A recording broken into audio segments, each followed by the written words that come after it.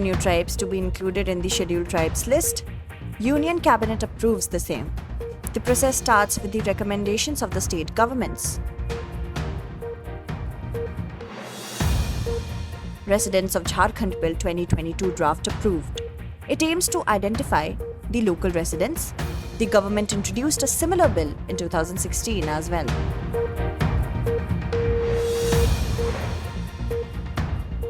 Eight cheetahs brought to India from Namibia under the reintroduction program.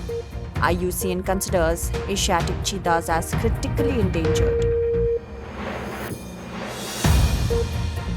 Prime Minister Narendra Modi unveils the national logistics policy to promote seamless movement. Announcement for the policy was made in 2020 budget. PMPranam scheme can be launched soon. It aims to reduce the use of chemical fertilizer. No separate budget for the same.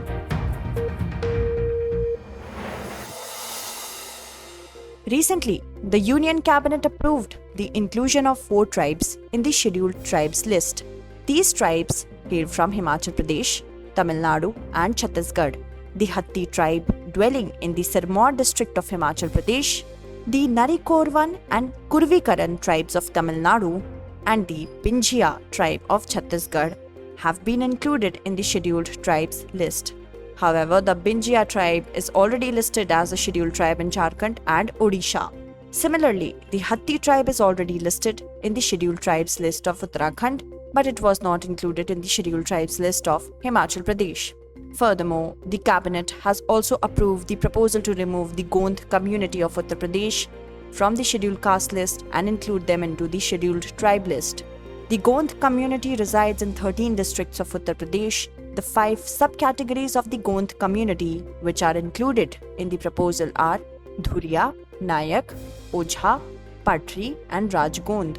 Actually, the process of inclusion of tribes in the scheduled tribes list starts with the recommendations of the respective state governments. It is later sent to the Ministry of Tribal Affairs. The ministry reviews whether these tribes should be included in scheduled tribes list or not. If the ministry decides to include the tribes in the scheduled tribes list, then it sends a proposal to the Registrar General of India for approval. After the approval, the list is sent to the cabinet for final decision. However, the approval of the National Commission for Scheduled Tribes is mandatory before seeking the cabinet's approval. It is worth mentioning that the National Commission for Scheduled Tribes was established by the 89th Constitutional Amendment Act of 2003. It is a constitutional body and its related provisions are included in Article 338A of the Constitution of India. Recently, the Jharkhand Cabinet approved the draft local residents of Jharkhand Bill 2022. The bill aims to redefine the domicile. The Jharkhand government has declared 1932 as the cut-off year for the domicile. According to the bill, local resident shall be deemed to be the one whose name or the name of his ancestors is recorded in the Khatiyan, that is, the land-related document of 1932 or earlier. In the case of landless people, the identity of a local resident or a native person will be determined by the Gram Sabhas on the basis of the culture, local customs and traditions of the persons. The Jharkhand government has brought bills related to domicile policy in 2002 and 2016 also. However, these bills could not be passed. Actually, due to migration in 1932 or earlier, the culture, customs and social development of the indigenous and tribal community of Jharkhand have been affected adversely. The matter became more serious after the bifurcation of Jharkhand from Bihar. The Jharkhand government wants to develop these areas, but the basic problem comes at the level of determining these areas. In the absence of proper identification, the government faces challenges in implementing development projects and the marginalized do not get the benefits of these projects. Due to this, social development as well as the development of the state is hindered. In view of these circumstances, this bill has been brought by the government. According to experts, the Jharkhand government will send the local residents of Jharkhand Bill 2022 to the central government for inclusion in the 9th schedule of the Constitution of India so that the bill can be kept out of the purview of judicial review. The ninth schedule was added to the constitution by the first constitutional amendment in 1951. It aimed to strictly implement land reform laws in India. However, the Supreme Court in a judgment in 2007 held that after 24th April 1973, the laws included in the schedule can be reviewed by the judiciary. Recently, a tripartite agreement was signed by the central government. Apart from the central government, the agreement was signed by the Assam government and 8 armed tribal groups from Assam. The Assam tribal groups include Birsa Commando Force, Adivasi People's Army, All Adivasi National Liberation Army, Adivasi Cobra Military, and Santhali Tiger Force. The agreement aims to bring tribal groups into the mainstream of development and empower them politically and economically. Significantly, the northeastern states share international borders with many countries. Therefore, migration has been a major problem in these states. As a result, there has been a decrease in the number of native residents and increase in the number of outsiders. In such a situation, the tribal communities of these states started feeling that their culture, customs, etc. are under a threat. This led to the formation of various armed tribal groups. After the signing of the agreement, about 1,200 workers have surrendered. Ministry of Home Affairs Shri Amit Shah stated that this agreement has ended the decades-old crises of the tribal and tea garden workers of Assam. The agreement will pave the way for the rapid development of tribal villages and tea gardens of Assam. Under the agreement, a provision has been made to establish Tribal Welfare and Development Council. Besides, the central government has given assurance for the rehabilitation and resettlement of the armed cadres involved in the agreement. The central government has announced a special development package of 1,000 crore rupees for developing infrastructure in the tribal areas in the next 5 years. The tripartite agreement with tribal groups is a continuation of the peace agreements signed by the centre and the respective state governments with various insurgent groups in the northeast region since 2014. It is noteworthy that the Bru-Riang Agreement, the Bodo Agreement, the Karbi-Anglong Agreement, and the Assam-Meghalaya Interstate Border Agreement were signed in 2019, 2020, 2021, and March 2022 respectively. Notably, Bodos are the largest community among notified ST community in Assam who have been demanding a separate Bodo state since 1968. Recently, the central government has announced to set up a national commission soon. It will study the social, economic, and educational status of scheduled castes. It will also assess the impact of adding more members to the existing scheduled caste list. The commission is also special because it deals with the study of the condition of people converting to religions other than Hinduism, Buddhism, and Sikhism. Actually, a petition was filed in the Supreme Court recently. In this petition, the petitioner has demanded that the members of the scheduled castes who convert to Christianity or Islam should also be given the benefit of reservation for the scheduled castes. As a result, the government has announced to set up the commission. It is worth noting that the issue has been raised many times previously. In 2007, the Ranganath Mishra Commission had recommended that the status of scheduled castes should be completely separated from religion and made SC religion neutral like ST. However, the then government had rejected the proposal. Under Article 341 of the Constitution, Scheduled Caste Order 1950, there is a provision that any person professing a religion other than Hinduism, Sikhism, or Buddhism cannot be considered as a member of the scheduled caste. The original order under which only Hindus were classified as a scheduled caste was amended in 1956 to include Sikhs and in 1990 to include Buddhists.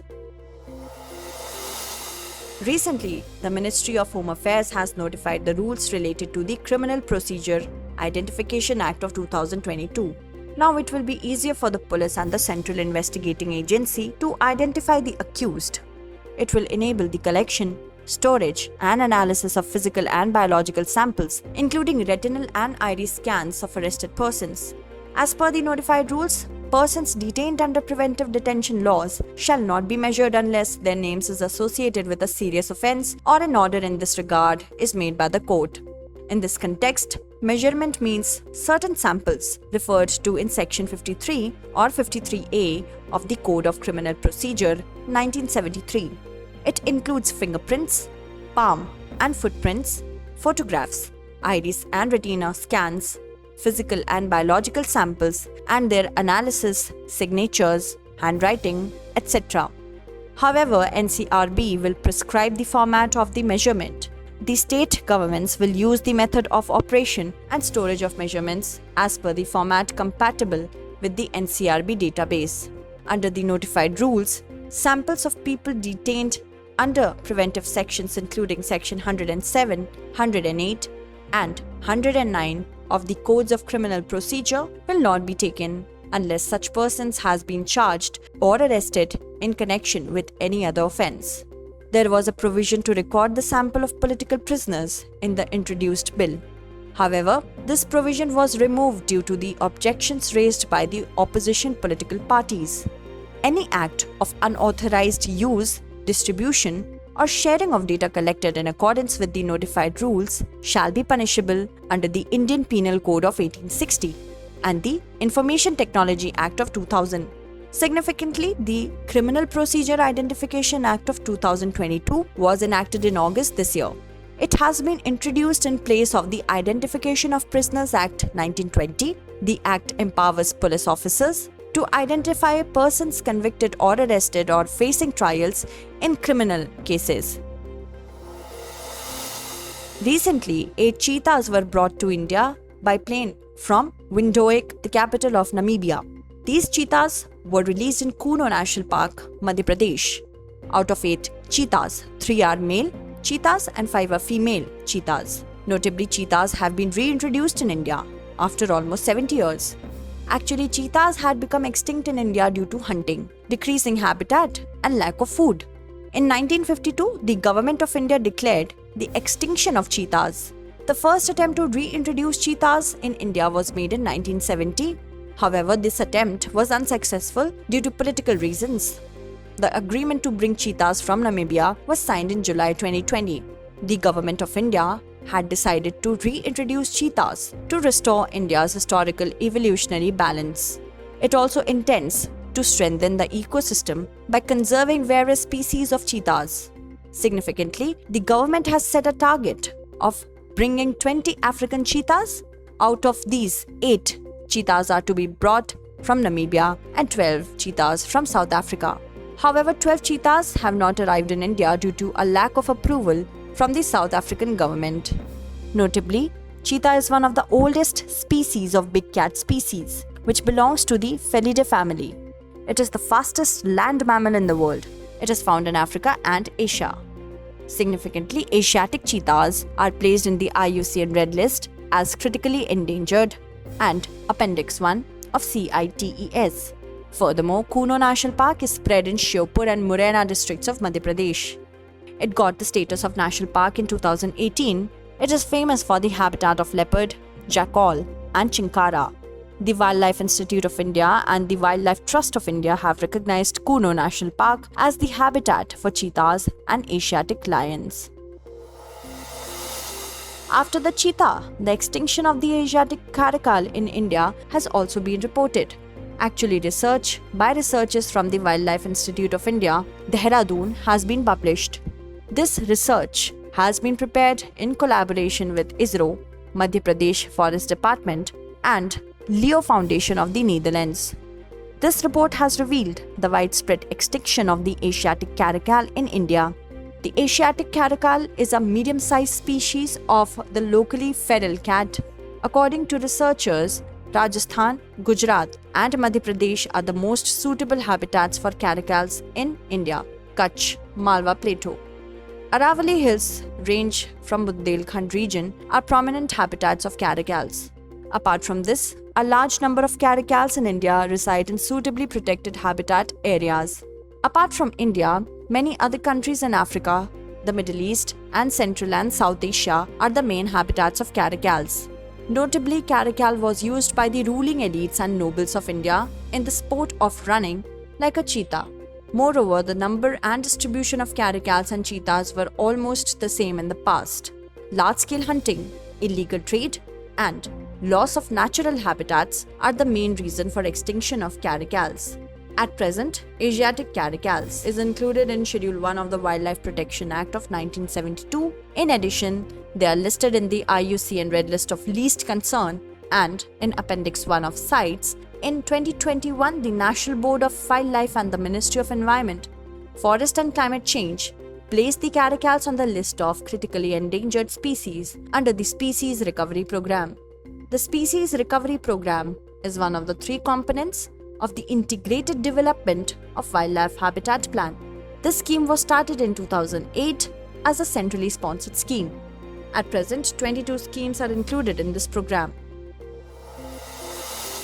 Recently, the United Nations Environment Programme has launched the Green Fins Hub in collaboration with the Reef World Foundation, a UK-based charity.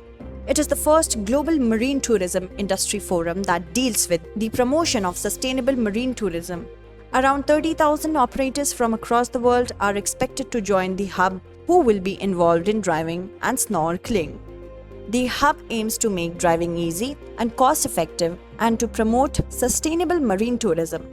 It is worth noting that diving and snorkeling are activities in which a person goes under the sea from surface. Furthermore, the Green Fins Hub will also conduct various other programs. The Green Fins Community Forum will serve as a platform for operators from around the world to meet the needs of the industry, discuss environmental issues, and share views with various stakeholders.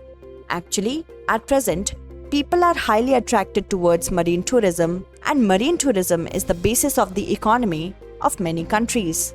Consequently, marine ecology, especially the sensitive coral reefs, get damaged due to marine tourism. In such a situation, the Green Fins Hub will work to promote marine tourism along with the conservation of marine ecology. Significantly, Green Fins is a proven conservative management approach. It is implemented internationally by the Reef World Foundation and the United Nations Environment Programme. It serves as a guide to reduce the negative environmental impacts associated with marine tourism. It also protects coral reefs through eco-friendly guidelines for sustainable diving and snorkeling. Recently, the Prime Minister Narendra Modi launched the National Logistics Policy. The announcement of the introduction of the policy was made in 2020 budget. The policy aims to promote seamless movement of goods across India and to ensure an uninterrupted supply of Indian goods in domestic and global markets. According to a 2019-20 survey, the foreign demand for Indian goods was not met in time due to logistics and delays in the arrival of goods at the port. The logistics cost in India is very high as compared to the other countries, and currently it is around 14% of the GDP. On the contrary, logistics cost is only about 8 to 9% of GDP in countries like Germany and Japan. The policy will be implemented through a comprehensive logistics action plan. To implement this action plan, the policy has been divided into 8 key areas. It includes integrated digital logistics system, standardization of physical assets and service benchmarking, logistics human development and capacity building, participation, EXIM logistics, service improvement framework, regional planning and logistics park development. Furthermore, ULIP, that is Unified Logistics Interface Platform, has also been launched to monitor the movement of goods. It is an online logistics interface platform. Under this platform, 7 ministries will be brought together and information related to logistics will be shared between them. Consequently, the logistics company will be able to easily track the status of their goods. Exporters will get rid of lengthy and cumbersome procedures due to this platform. In addition, the central government has also launched an Ease of Logistics Service or e-logs platform. It aims to provide speedy resolution to any dispute related to operations and performance. According to experts, the implementation of this policy will boost international trade. Besides, new opportunities for startups will also be created. This policy will prove to be highly beneficial for Indian farmers. It will help the farmers by providing them market for their agricultural produce. Recently, the central government has announced to launch PMPranam, that is PM Promotion of Alternate Nutrients for Agriculture Management Scheme. It aims to reduce the use of chemical fertilizer and the burden of increasing subsidy on chemical fertilizer. Significantly, 2.25 lakh crore rupees are expected to be spent on chemical fertilizer subsidy in 2022-2023. This figure is 39% higher than last year's expenditure of 1.62 lakh crore rupees. It is to be mentioned that the Ministry of Chemicals and Fertilizers has propounded the idea of launching the scheme. The scheme will not have a separate budget and will be financed through savings in existing fertilizer subsidies under the schemes run by the Department of Fertilizers. Under the scheme, 50% of the subsidy savings will be provided to the states as a grant in addition of about 70% of the grant given under the scheme will be used for asset creation related to technological adoption of alternate fertilizers and alternate fertilizer production units at village, block and district level. The remaining 30% of money granted will be used to reward farmers, panchayats, farmers organizations and self-help groups. It will lead to an effective reduction in the utilization of fertilizers as well as help in creating awareness. Furthermore, the central government has started the direct benefit transfer system in 2016 for effective utilization of the fertilizer subsidy. Under this system, 100% subsidy is provided to the fertilizer companies based on actual sales of various fertilizer grades. The central government has also included new nutrients like nano-urea and biostimulants in the Fertilizer Control Order of 1985. Soil health card and neem-coated urea are other efforts made in this direction. It is worth noting that India is the third largest fertilizer producer in the world. China and the US are the first and second largest fertilizer producers in the world, respectively. Moreover, India ranks second in the world in terms of fertilizer consumption. Uttar Pradesh is the largest fertilizer consuming state in India. However, there is considerable variation in the fertilizer consumption of various states of India. A case of conflict between the center and the states has come to the fore again. The recent conflict is regarding the implementation of MBED, that is, Market-Based Economic Dispatch Mechanism of Electricity, between the center and the states. Significantly, the first phase of MBED was to be implemented from 1st April 2022. However, it will not be implemented this year due to differences between the center and the states. Actually, MBED is a proposal regarding the centralized scheduling of power dispatch within and outside the states. It is based on the one nation, one grid, one frequency, one price formula of the central government. Through MBED, DISCOMs, that is, distribution companies will easily purchase the electricity from the cheapest power producer across the state.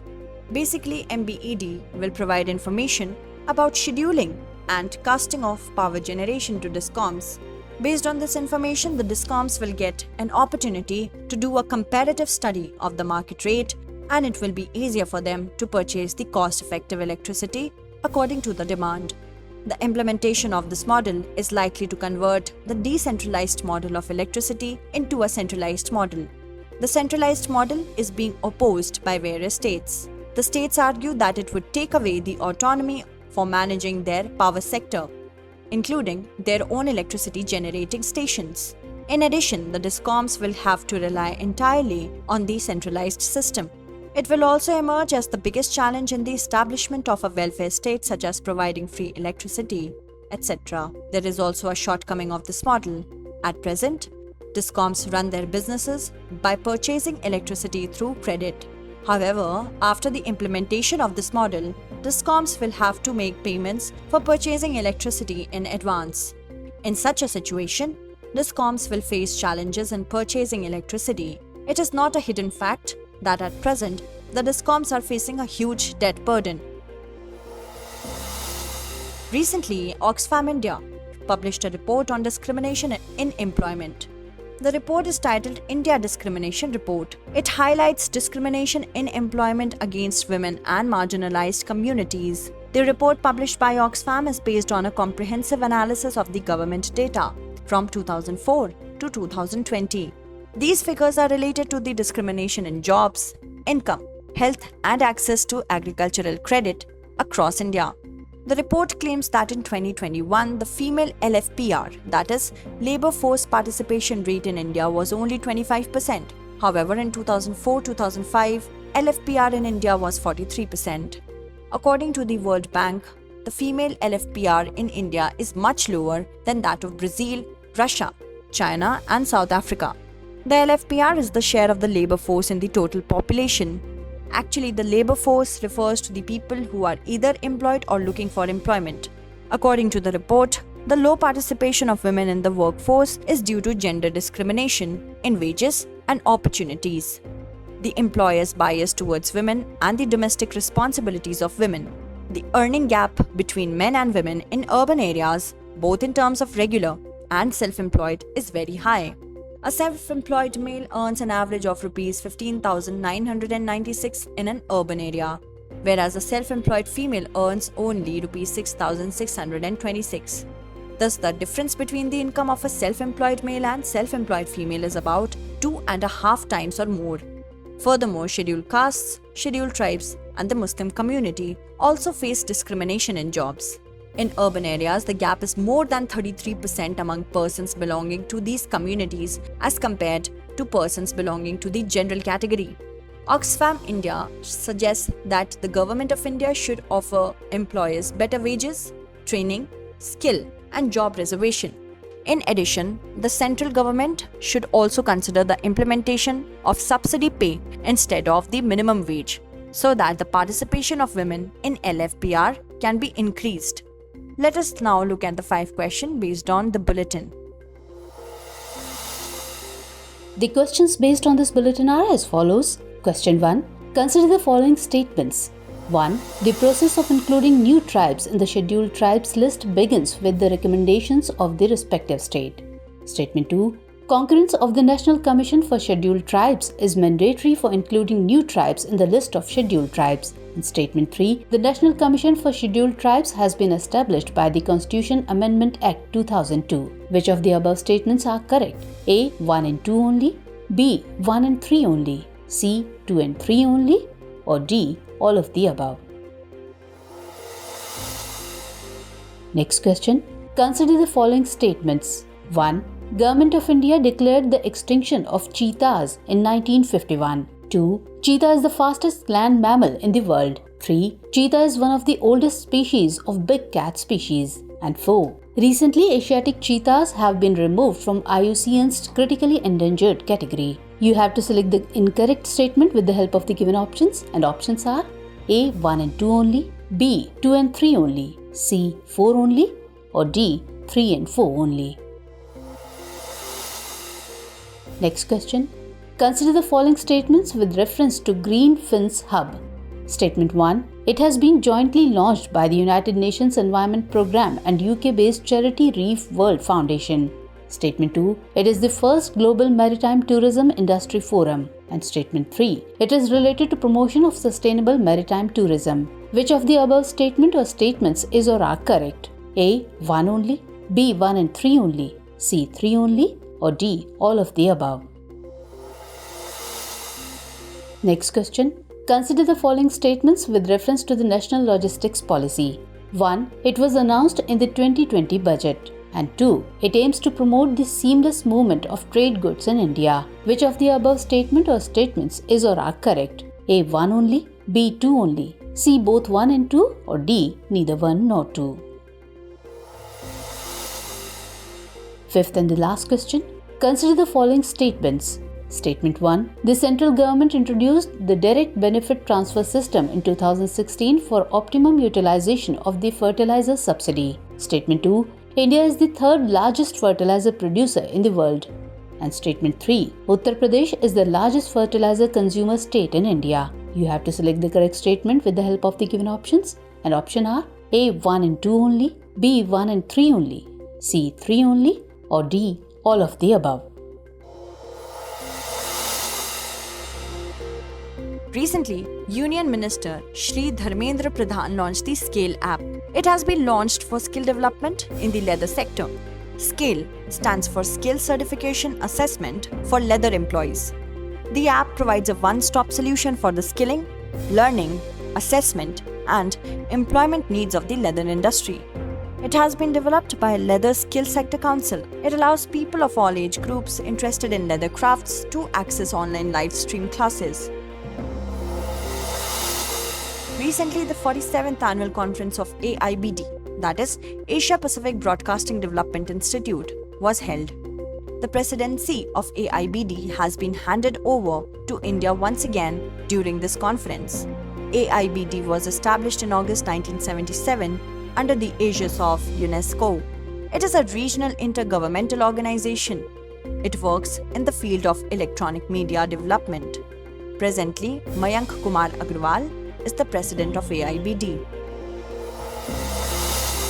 Recently, the 11th Foundation Day celebrations of SECI, that is Solar Energy Corporation of India Limited, was organized. The Union Minister for Power and New and Renewable Energy, Shri R.K. Singh, was the chief guest on this occasion. SECI was established on 20th September 2011. It was established to facilitate the implementation of National Solar Mission and the achievement of the targets set therein. Significantly, it works under the administrative control of the Ministry of New and Renewable Energy. It is the only central public sector undertaking in India that is dedicated to the solar energy sector. Recently, the film While We Watched has won the Amplify Voices Award at the Toronto International Film Festival. It is the third time that independent Indian filmmakers have won 3 Amplify Voices Awards in a row. The first Amplify Voices Award was won by the film The Discipline in 2020. After that, A Night of Knowing Nothing won this award in 2021. Notably, While We Watched is a documentary film which is based on the journalism of Indian journalist Ravish Kumar. This film has been directed by Vinay Shukla. Alzheimer's Disease International released the World Alzheimer Report 2022 on 21st September 2022. This report focuses on the urgent need for significant improvements in essential post-diagnosis treatment, care and support services for people with dementia around the world. This report has revealed that the number of patients suffering from Alzheimer's disease worldwide is more than 55 million, which is expected to increase to 78 million by 2030. Alzheimer's disease is a progressive neurological disorder that causes the brain to shrink and the death of brain cells. Alzheimer's disease is the most common cause of dementia. Actually, dementia affects a person's ability to function freely. In dementia, the ability of the person to think, behave, etc. declines gradually. Recently, Doordarshan and YouTube series titled Dur Se Namaste has been launched. It was launched by the US Agency for International Development and UNICEF. Actually, Dur Se Namaste is a fictional Hindi series. It has been developed in an entertainment education format. It highlights the challenges of the post-corona pandemic world and promotes the adoption of healthy behaviors and practices. A film named Cello Show has been sent to the 95th Oscars as India's official entry. The entry has been made by India in the Best International Feature Film category. Notably, cello is a Gujarati word that means last. The Cello Show means the last show. This film has been directed by Pan Nalin. Recently, the cloning of a wild Arctic wolf has been confirmed. The cloning has been done by the Beijing-based gene firm. This clone of a wolf has been named Maya. It is being considered a major success in the efforts to save the Arctic wolf, which is on the verge of extinction in the world. Significantly, it is the first case of its kind in the world. Recently, a copy of the Braille version of the Assamese dictionary, Hemkosh, was presented to the Prime Minister, Shri Narendra Modi. The edition has been published by Jayant Barua. Notably, Hemkosh is one of the early Assamese dictionaries of the 19th century. Braille, on the other hand, is a type of script which is used by visually impaired persons to read and write by touch. The Braille script is a universally accepted system for visually impaired persons. It was invented by Louis Braille in 1824.